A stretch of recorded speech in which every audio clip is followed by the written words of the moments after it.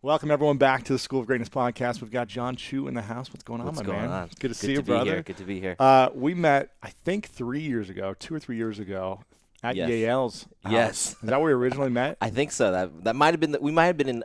We have a lot of mutual friends, so I'm sure we're in the same area before that. But I think that was the first time we met. Yeah. And I think I was sitting next to you. We were playing like Cards Against Humanity, or yes. Apples to Apples, or Cards, something. What was it called? It was Cards Against Humanity, right? Yeah. And I think at one point I didn't know who you were. I was like, "Cool, this guy's name is Jon." Like, all right, cool. But it was a great event, or it was a great little house party, and then we were playing Cards Against Humanity. And I think I remember like one of the cards was your name or something. Was that right? I believe it was. My name or one of my movies. Your I movie don't or something. fully remember. It was like the director of something or whatever, right? And you were like, "Oh, that's me." And I was like, "What? Who are you?" So let's talk a little bit about who you are. You're a director of how many movies have you directed? I've directed 7 movies now. These are like main feature movies. Yeah, studio features in the last 7 years, so about a movie a year. And you're only 35, is that right? Yeah, 35. And but I feel like, when you make a movie, you don't feel like that much time has passed, but then you realize, oh, shoot, I'm 35 now. So I feel 28, but really. There you go.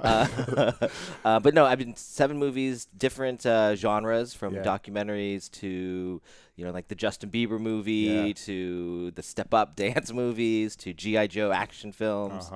So we have a big range of movies that I do, and but it's been a fun ride. It's amazing. And what's the new movies coming out that you have? Yeah, so right now I'm in it's an interesting challenge. I'm doing 2 movies at the same time. So I have in 2 very different movies. I have Gem and the Holograms, which is based off of an 80s cartoon. It's a musical. Teenage girls who find fame on the internet, and it's all original music. Work with Scooter Braun, who's Justin's manager, very well. Of course. And we have it's a great sort of fun, poppy, young girl story. Is it kind of like Glee? It has a little bit of Glee-ness to it, but it definitely, it's based off a comic book and cartoon series, so it has a little extra little thing to it. It has a little sci-fi element. There's a robot that speaks beatbox, and there's hologram. I mean, it's a very strange, fun movie. And then the other one that comes out next summer that I'm working on at the same time right now is Now You See Me 2, which is a sequel to a couple years ago, a movie came out, Now You See Me. It has Morgan Freeman, Michael Caine, it's a huge cast. Mark Ruffalo, Jesse Eisenberg, Dave and the whole Franco. cast is coming back, right? They're all coming back, and we've added a few new people like Lizzie Kaplan, and Daniel Radcliffe is in it. Really? So yeah, it's it's a fun cast, big cast, and it's all magic. So I love it. Now You See Me was great, in my opinion. All the magic. It's so fun, right? Yeah. It was a sort of a sleeper hit a couple years ago, and made tons of money all around the world. Huge global audience. And you weren't directing the first one, though. I didn't do the first one. Right? Louis Leterrier, who is a master of that stuff, did that first one. So coming in is a little bit of a challenge. You got to find your own voice in it, but not stir it up so much that it's a different movie. But we actually have a very different take. We get to go to the other side of the curtain and get to know these magicians more. When you have that caliber of cast, you can sort of let them go, and they create some really great things. And we had a great group of magicians who helped us out. So you've got like the top magicians in the world, probably, right? We had like mentalists. We had cardistry guys. We had sleight of hand guys.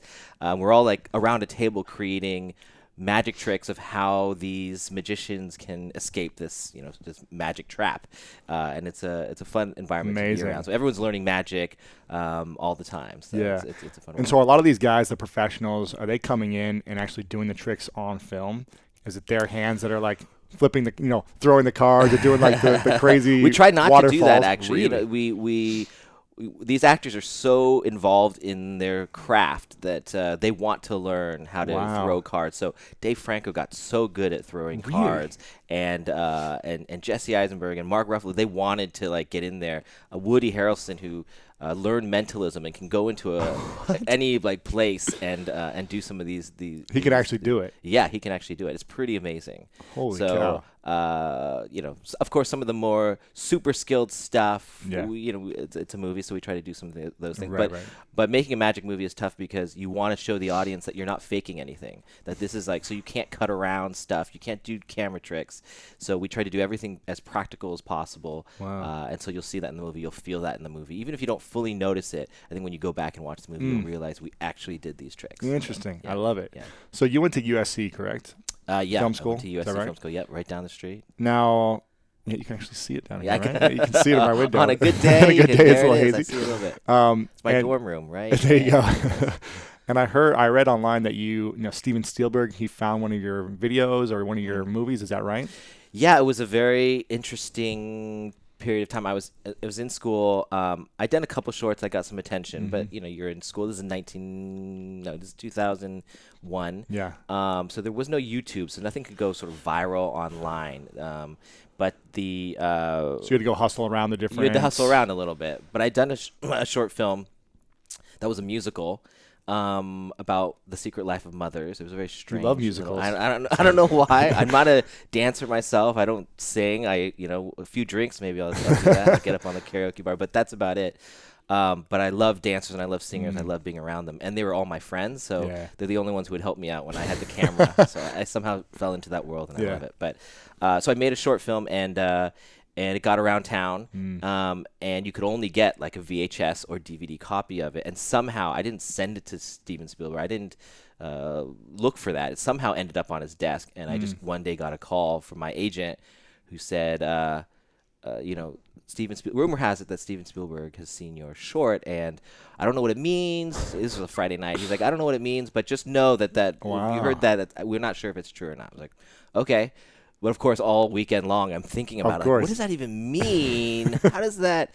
And then you're like 21, 22 at the time. Yeah, I'm 22 at the time. Okay. Yeah, and so then I get a call from my agent the next day, and he's like, "Hey, just so you know, I know it's Saturday, but I was like with my family, but I got all these calls from Steven's like agents and people, and he really wants to sit down with you tomorrow at his house on a Sunday." On a Sunday, I was like. Yeah, I'm there. Sure. I'm playing it totally cool. Oh, let me check my calendar. Meanwhile, I'm like jumping up and down, going crazy. And he's up in the hills or Bel Air or somewhere, right? He's got some exactly. So we call back, and we actually, it ends up being on the Monday. Okay. But go into his office, and he was totally cool. Like, it was just me and him. Wow. We talked for a couple hours. It wasn't just like a fast, hey, great thing, here's my card, go, yeah, I'll call you. It was more, we talked about musicals, we talked about movies, we talked about all sorts of things, and he was genuinely interested and genuinely present. He brought in his other sort of lieutenants at DreamWorks at the time. And at that point, I remember thinking my only goal was to get a second meeting. Like, that's my only, in this whole, whatever happens, stay focused on getting a second meeting. So, like, I was like, oh, we have this. He's like, what do you want to do? Do you have projects? And, he's really involved with USC funding it and stuff. So I think there's a sense of pride there, too. That he wanted to give back and support. Exactly. So I was like, well, I have a feature that I've been writing with my buddy, and Jason Russell, who actually started Invisible Children. But at that time, we were both in film school together. So I said, well, yeah, I have this thing. And he's like, oh, I'd love to hear it. I was like, oh, I have it ready. And he's like, oh, let's meet this week. I was like, second perfect. meeting. So second meeting, exactly. Totally made that happen. So I went back to my apartment. Jason was there because he was excited just to hear about what happened. No idea that I pitched this thing. Wow. That was only really half together, to be honest. Like, you're like, we're going to do this now. We had talked about it over a beer, I think, at one point. So we're like, oh shit, we have 4 days to write get this thing together. Wow. So him, his now wife Danica, and myself, we just like stayed up all night for 4 days doing this thing, and I'd never done a pitch before. And so on that Friday, or I think it was a Friday, we go into DreamWorks, and sitting at the table for my first pitch ever is Steven Spielberg, Walter Parks, Laurie McDonald, his wife. They were the sort of the heads of DreamWorks at the time. We had Adam Goodman, who was who was at that time an executive at DreamWorks. He eventually becomes the president of Paramount, where there's a whole other story about that. But and we had Mike DeLuca as well. So and Steven Spielberg. So this room like is like the powerhouse. Wow. And so we come in there, these little, you know, these young, never done a pitch before, and we bring in this chest of costumes and pictures, and so we start pitching the story, and every time we go to a new scene, we have pictures and hat changes and costume changes. Wow. I mean, it is the most ridiculous thing. They're probably like, who are these guys? It's like the scene in Moulin Rouge where they're like putting on the outfits and they're running out and coming back in. I mean, they must have been laughing after. Now looking back, it is so embarrassing. Wow. And, but they were very gracious. They listened to the whole hour performance of this thing. They bought it. Really? And so it worked. So it worked somehow. I don't know what happened. Out of pity, maybe. Yes. But just and we never actually made it, but we did set it up there and we developed it for years. But that just the fact that Steven would reach out and make that kind of notice and take the time means a lot in the business. Everybody paid attention. Nobody knew who I was, so that sort of pushed me into the world, into the real world here. So that was a very interesting time. But what was interesting too was Jason Russell was supposed to leave for Sudan at the time because he wanted to do this documentary about Sudan. This was before Invisible Children, where he started. It was about Ugandan children. So.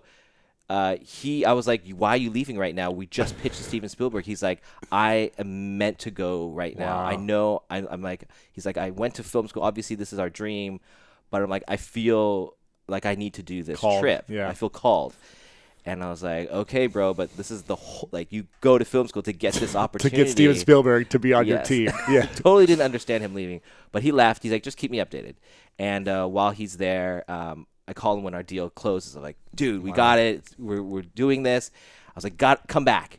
He's like, I just met these kids in Uganda, and I made a promise to them that I would tell their story, and I can't leave. Oh, my goodness. And that's sort of what started Invisible Children and that sort of 12, 13-year journey of them. And so for me, seeing how that company was born was two paths sort of diverged in a moment, and that's how I know. That's why I love Jason so much and know his heart and all that stuff. But it was very interesting because we started the very same place of a film school, and we get along creatively and all that stuff. He did this obviously thing for his bigger purpose, which is great. But he could have been a big director like you if he would have stayed in it, and you guys would have made movies together, or he would have done his own thing. It's interesting. It's interesting that he would have the courage to leave and go do something he had no idea what was going to come from when he had the biggest opportunity of his life. It was insane. It's an insane decision, and I wish I'd filmed that moment. I wish other people could have seen those conversations because I had no idea what he was talking about. I'm like, you're going to go to this unknown and make this promise to a kid that you met that you don't know, little town that you don't know, and do you know how long that could be? And do you know that you probably won't even be able to fulfill that promise? Wow. And he's like, yeah, but I have to try. And that was it. It was very simple for him. There was no like, ooh, maybe if I. He was like, no, there's no way. Amazing. That's inspiring. That was really inspiring. I always think about that moment in my life when those things come up, even when little things, not even things that big. Although that didn't feel that big at that moment of him making that decision, other than you're losing a huge opportunity. Yeah.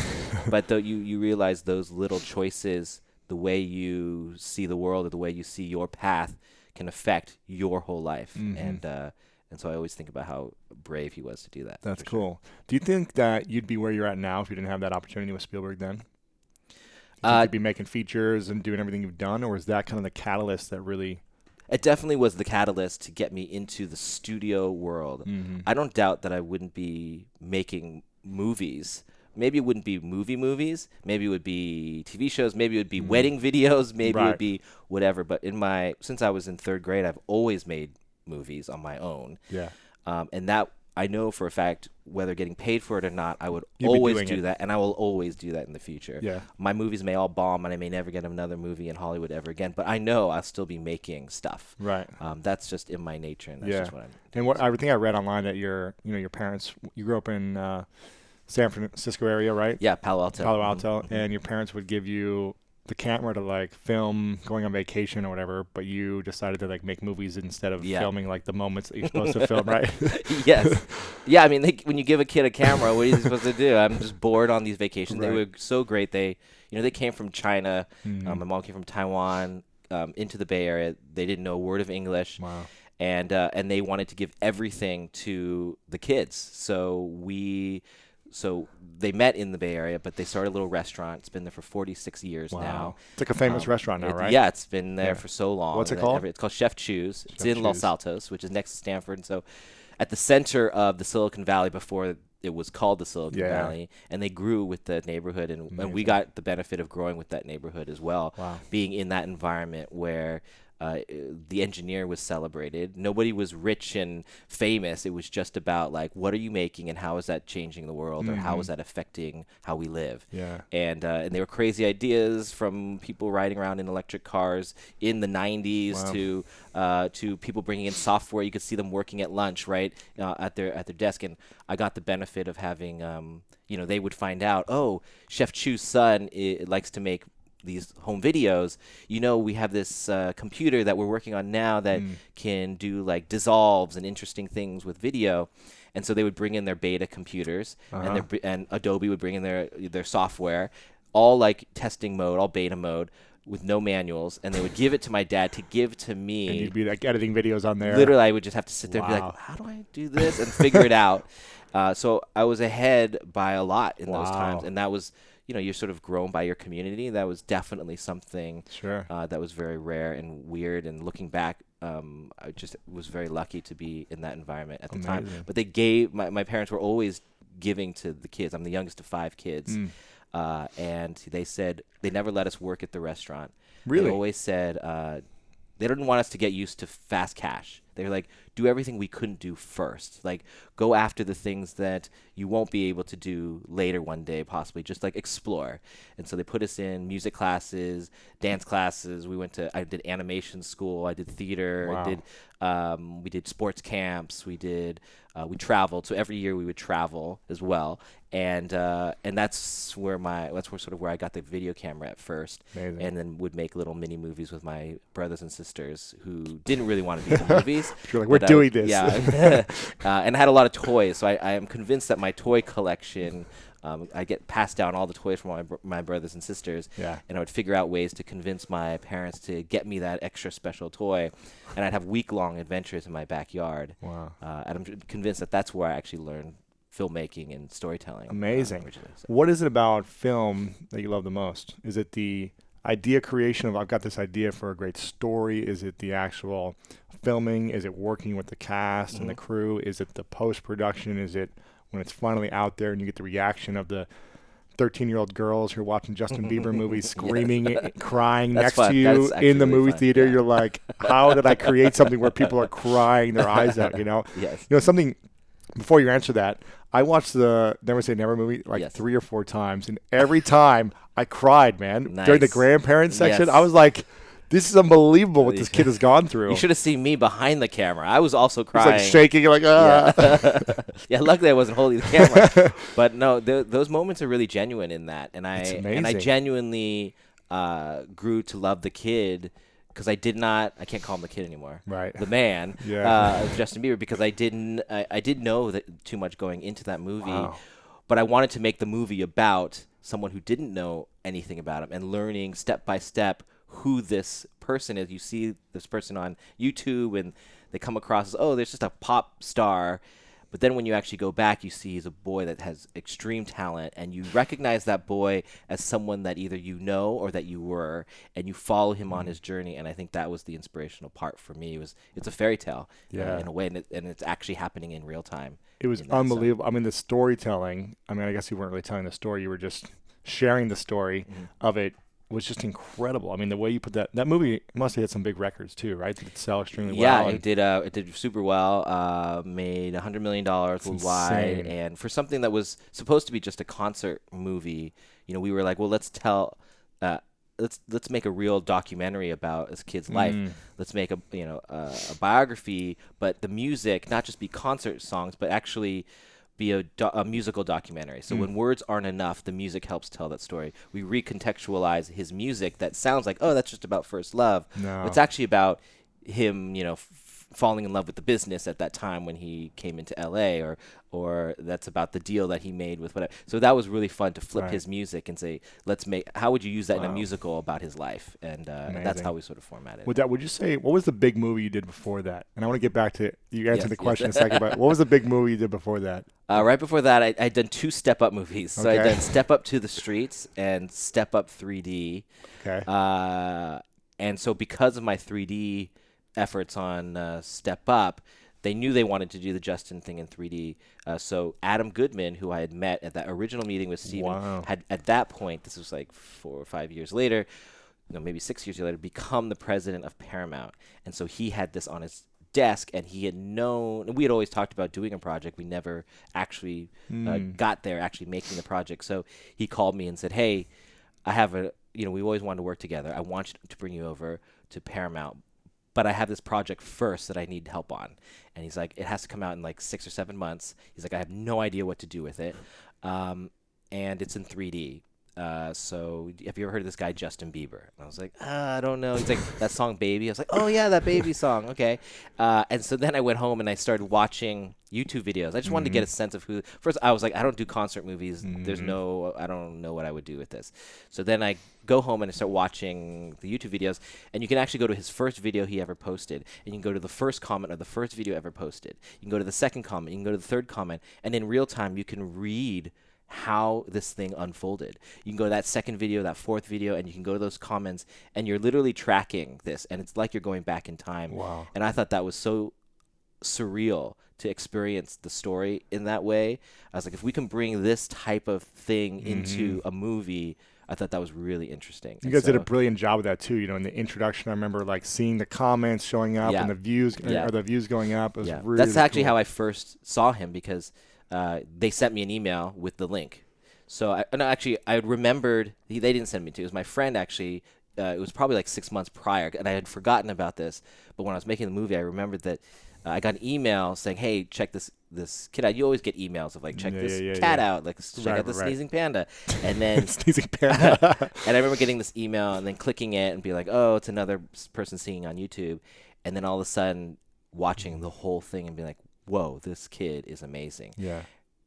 And I didn't know how old was he then? At that time he was 14, 13. Yeah. And I never connected with that guy being Justin Bieber. So I was like, that's how I want to start the movie. I want to start the movie with, you could be anybody getting any sort of link. And when you click on this, you're going to see a kid that blows you away. And you don't know what he becomes, but I'm going to show you what he becomes. Wow, I just got chills when you said that, man. I'm like, feeling it because I was going back in the movie. I remember that whole unfolding of that. Yeah, that was a key element for us of how we wanted to tell that story. Yeah. And I remember pitching this to Scooter at the time. Like, okay, this is how I'm going to start the movie. I mean, I sort of painted the whole picture. What do you think about it? I remember just silence, and he looked at me and he's like, I like that. So he didn't pitch it to you. You didn't know Scooter at this time. No, I didn't really know. When I first had my so Adam said, I want you to do this movie. I said, I'm open to it. He's like, well, you have to talk to his manager first.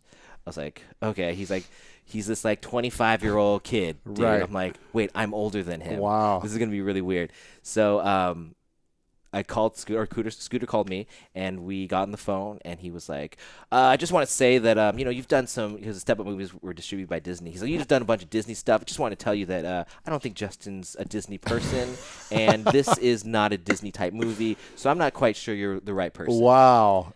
I was like, okay, all right, good. I like an honest person here in Hollywood. You don't get those that very often. So I laid it on the table. I was like, listen, bro, like, well, first of all, he said, oh, and you're a dancer, and that's not really what this is about. I'm like, one, I'm not a dancer. Two, the fact that you think I'm a dancer is great, because when I do my movies, I jump into that world, and you should think I'm a dancer by seeing that movie.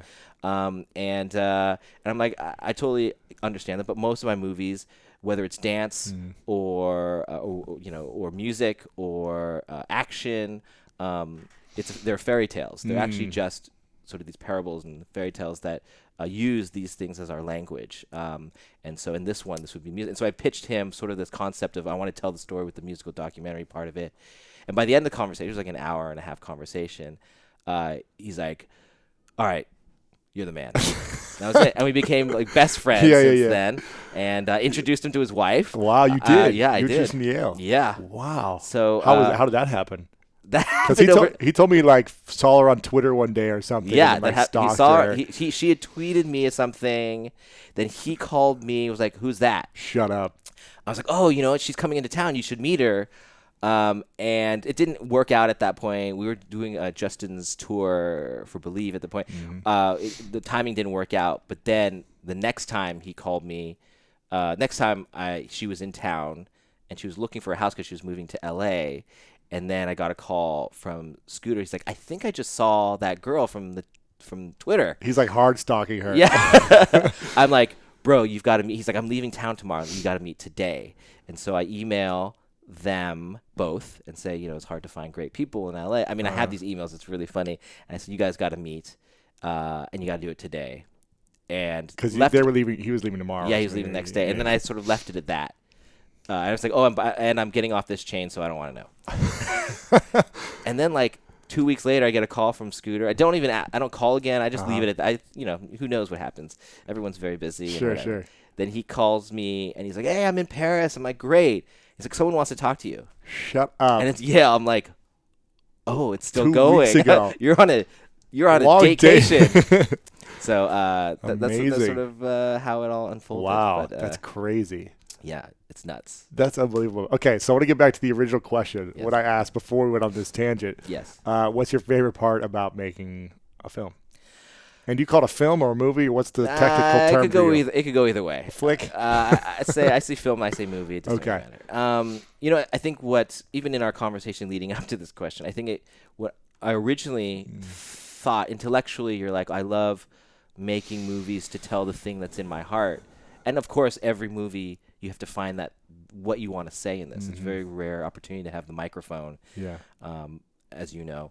And when you do get that opportunity, you want to make sure you're using it for something that's good. It's powerful and inspiring. Powerful, exactly. But the reality, too, as I get older and as I do more and more, I think it's about the people that you meet. And it's about the people that you learn about, whether it's actors, learning about quirks and egos and how someone ticks and what makes you tick, what gets you to find something in a story or find something in a moment or discover something about emotion when you're dealing with a scene. It really actually is a very sort of meditative thing because you get to explore every aspect of life that you probably would never get to experience in other ways. Right. And you get to be connected with people, and also your cinematographer, also your editors. You're sitting there day after day, not seeing your family or friends. You're going through ups and downs. You're going through notes. You're going through frustrations. You're going through triumphs. Deleting stuff constantly. Deleting things, starting back, and then going way back to the beginning. And like, maybe we were right on our first instinct. That journey, it's like giving birth every time to a new child. And it's painful. You must be sore, man. And it's sore, yes. And when you're doing twins, it's even more crazy. Because you got 2 movies right now. Wow. But when you come out of it, you come out a different person, and you come out of experiences that literally you could not have experienced, or that could not have been possible in any other way. And you feel stronger, and you feel more connected with other people as well. And ultimately, that comes down to the reason we make movies, the reason we watch movies, is to feel connected as a community. So I think the more I go through it, that's really what drives me. Sure. Yeah. Since you were 20, since your first film that was on, in theaters, or when was that first film? What year was that? That was 2008. So there was this period of time when, after the Steven Spielberg stuff, after getting connected to a big movie at Sony, I got connected to like 5 movies at different studios around town, from Warner Brothers, Sony, to all these places. I actually didn't make a movie for 5 years. Wow. I didn't make anything for 5. I would develop those movies. You work with the writers to get it into shape. It's called development hell. It's not producing. That's developing. That's developing you're attached to direct. So when those movies get greenlit, you're the director. But as a director, that's part of your job, is to shepherd the project.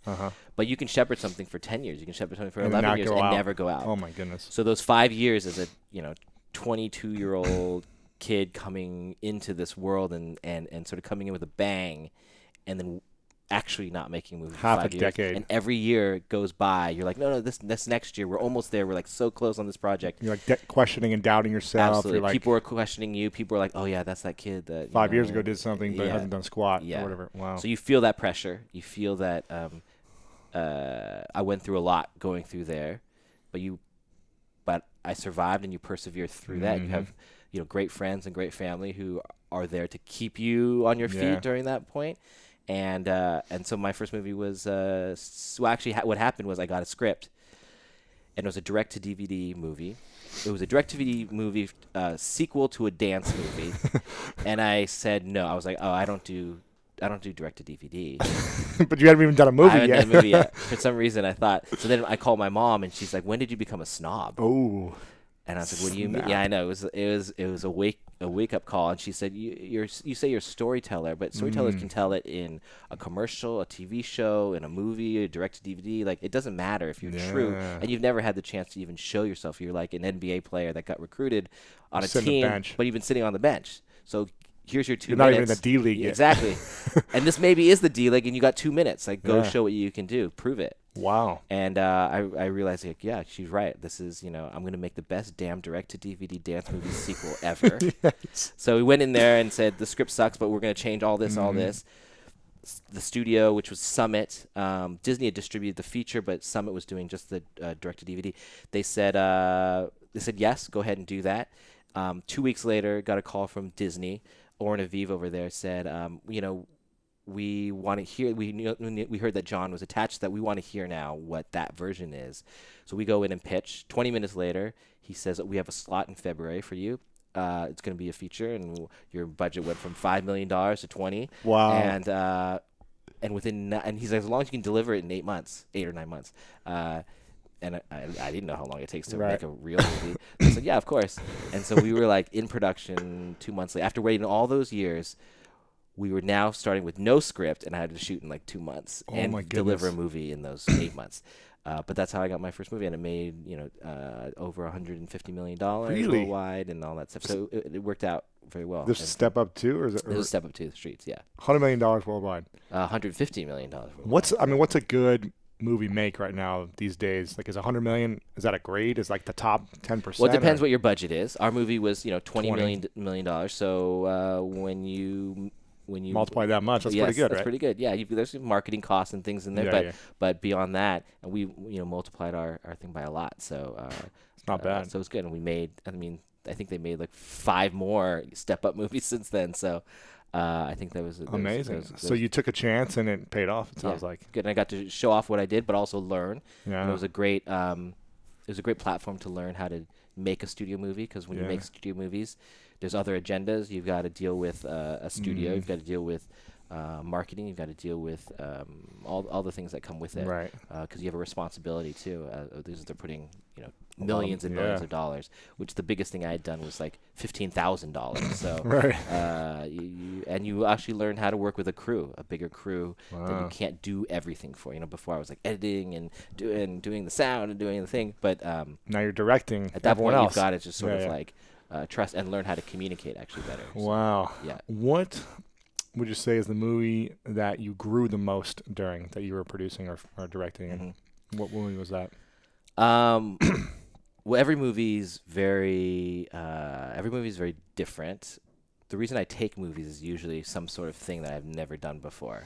A challenge. Yes, exactly. I think life is too short. You spend so much time on these things, and you literally don't see your regular friends and family. Yeah. The good ones. We've been trying to do this for like 2 years. Yeah, it's true. It's true.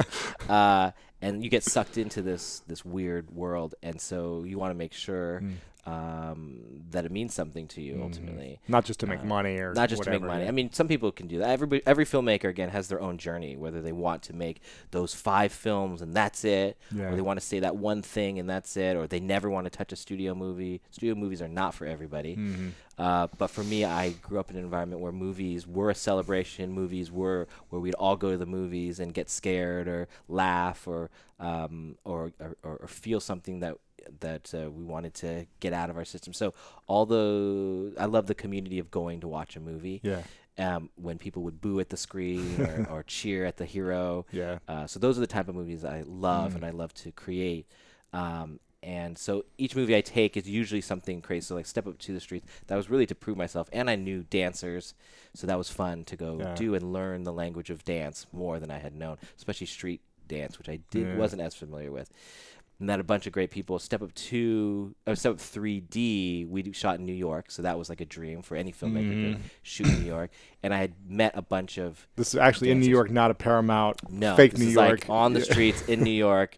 It was awesome. We shot all around town, Washington Square Park, Times Square, Grand Central Station. We picked all the best places. So, and we have, dancers after dance. We have hundreds of dancers and dancers that I met along the way that I was like, oh, that person's really interesting. I'd never seen that on film before. So we could reverse engineer some characters and stuff like that. Cool. But I got to learn 3D. This was before Avatar was out. And then what came out? So Never Say Never, the documentary, which I'd never done a documentary before, and being on tour with somebody is a very different. So 2 months on tour? Or? It was like a month on. It was actually we had done some prep stuff, so I guess it was probably mounted to 2 months, but actually shooting was about a month, and that was really fun because you could be there for all the intensity, but get out before it went too crazy. And then G.I. Joe was a huge leap after that because it was a big $125 million. The Rock action. was on that, right? The Rock, Bruce Willis, Channing Tatum was also in that. So we have a big cast. What was that like? It was awesome. The Rock is the coolest person. He's one of the guys I've been trying to get on since the beginning of the show. He's one of like the 3 guys I really want to get on. He is everything you want him to, you want your hero to be. He is. He's so kind and badass and same time, no apologies, funny as hell. That's awesome. He aspires for perfection, so it pushes you as well. But he's like, he'll text me like, I remember when we were about to release the movie, like things like, "This is your time, John. Let's do this shit." Like random texts, and you're like, "Yes, yeah, we're gonna do this." So he is everything that that you think he is. That's who he truly is. I don't doubt that he's going to be president of the United States one day. Holy cow. His ambition is big, and his heart is big, and you can feel it in everything he does. Amazing. And he's focused. So that's cool. So it was $150 million. That was a $125 million movie. Wow. Which is daunting, and big explosions and thousands of extras. Wow. And you're dealing with a franchise that's been around, so there's a lot of pressure from whether it's Hasbro or Paramount or wherever. So there's a lot of responsibility over that. Fanboys that wanted a very specific way. Sure. So I learned a lot in that. And then we did another Justin Bieber movie, which was really fun. But I got to do his live show this time, his actual concert tour, and that was a great experience because it sort of broadened my view of like you don't have all the control when you're doing a show because the artist is on stage and you can't edit anything. They're doing what they're doing. Yeah. But that was fun to work with Justin at that time, and then with Jem, we did this movie for very little. We did it with Jason Blum, who does all these horror films for like less than $5 million. Wow. So to do a big musical for $5 million is a challenge. But I get full creative control in it, which is really fun. So I'm sort of using all that stuff. But I got to use all my friends from film school, and we got to build something that's very personalized and shoot in L.A. And then Now You See Me was a big daunting thing because you have a cast that is on another level. You're working with legends, Morgan Freeman, Michael Caine, even Jesse Eisenberg, who I really respect a lot, Mark Ruffalo. These guys are legends, if not already in the making. And Woody Harrelson, he plays twins in the movie. So there's a lot of challenges in that as well. But every single one, I think you learn about not just the process, because the trade of making movies, but you can hire a lot of people who know those trades better, and you can rely on them. But more about how I handle how you stay on your vision, or how you create a collective vision without being a committee movie. So that and how you get what you want, and how you protect the things that you need to protect, and fight the things that you need to avoid. So how do you? So you go into every movie with your own vision. How do you enroll thousands of cast members potentially in these bigger movies in that vision, as opposed to them all saying, the big legendary actors who are like, "Oh, I want to do it this way," or "What do you think about this, John?" Or how about we add this in there? Yeah. How do you stay focused towards a vision with all that power and people pulling you different directions? Yeah, I I've dealt with it in different ways for different movies, and I think I'm still learning how the best way possible. You look at other leaders, and you look at people like our president, or you look at other CEOs of how they run their business. Some people do it through fear. Some people do it through communication and love. Some people do it through understand. There's so many different ways, and all are effective, to be honest. It's sort of what fits your own style and what kind of life you want to live as well. Because as a director, I could scare the shit out of people and do big tantrums and leave the room and quit and get what I want. And that would be actually really darn effective. And sometimes I do want to do that, don't get me wrong. But I don't really want to live that life. Yeah. I think life is bigger than those things. And, that affects your energy anyway. And I just choose not to do that. And I do think that like a computer, like a multiprocessor, as a group, as long as you're choosing the right things, there's a lot of great ideas that can be mined, and those things together have a synergy that one person could never create. Sure. And so I love that idea. But as I get through it, I think the most important thing I've learned about communicating the vision or getting a unified vision is literally just one by one. Like when it's too daunting to think like, I need to make sure everybody, we have that scene in the right place. I need to blast out this email that cuts down their ideas and gets to the vision. It's literally it's one by one sitting down, talking to someone, looking them in the eye and saying, let me understand your concerns here. Most people have concerns for the right reasons. They may not have the right answer, and you may not have the right answer. But as long as you have the same goal of trying to fix this concern of I'm just not feeling this character. Some person could say, well, can you cut this scene? I think you listen to more of the note of, what does it mean that they don't feel this character, which means they actually don't care about they don't know what they want in this movie, which means it's not about that scene. It's about 2 scenes before that. And so by communicating with that actor, it's I think it's actually this point in the scene where you open your diary and we see exactly what you want. So by this point later, we'll be rooting for you instead of not knowing why you even want that thing. And I think it's a much more effective way. It takes a lot more time and a lot more energy and a lot more back and forth, but it's a much more, I think, healthier way. Sure. But also that process of finding it makes you connect with that actor, with that producer, with the studio much more. And it is a harder process. Much harder than just saying, suck it up, do your job, let's go. Yes. Right? I always say I would make movies for free. If you gave me a camera and actors, let's go. I'll do it all day long. Yeah. I can eat ramen all day long. It doesn't matter. What I get paid for is dealing with the politics and doing that job, which is also part of storytelling. It's also a part about understanding why you want to tell this story, or why someone else wants to tell. Everyone came to this story for a different reason, and by understanding the purpose that everyone came here for, you may not be able to fulfill that for every single person, but you can find your balance of how you want to fulfill those things. And maybe they have a purpose that is actually bigger than yours that you jump on. So. Yeah. What would you say is the biggest lesson you've learned about yourself through the last 15 years of doing movies?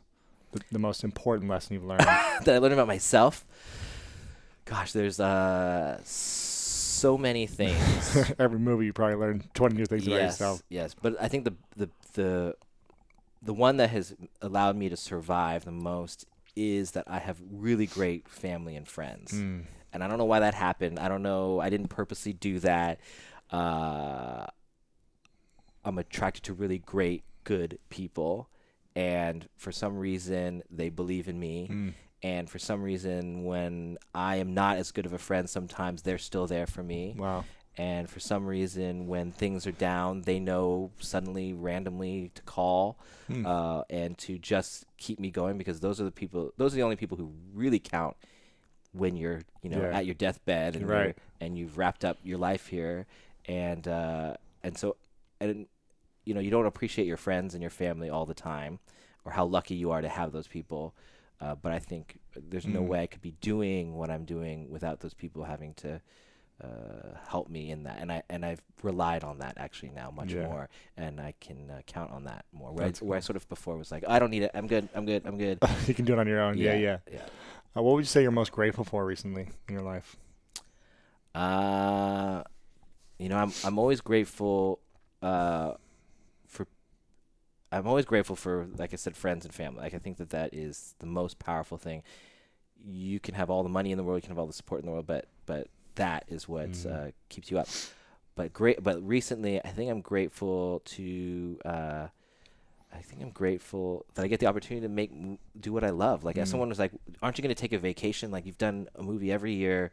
You need a vacation." And I think and I'm sure you feel the same way. If you're doing what you love, this is vacation. This is vacation. It's fun. Like, I don't need to get away for anything. There's nothing to get away from. If I went somewhere on an island, which I love to do, you'd be thinking about exactly. Things. Like, the only way to go there is to think about things. So, so I feel very lucky because I don't think everybody gets that opportunity, and I don't think everyone gets to even really find what they love or even want.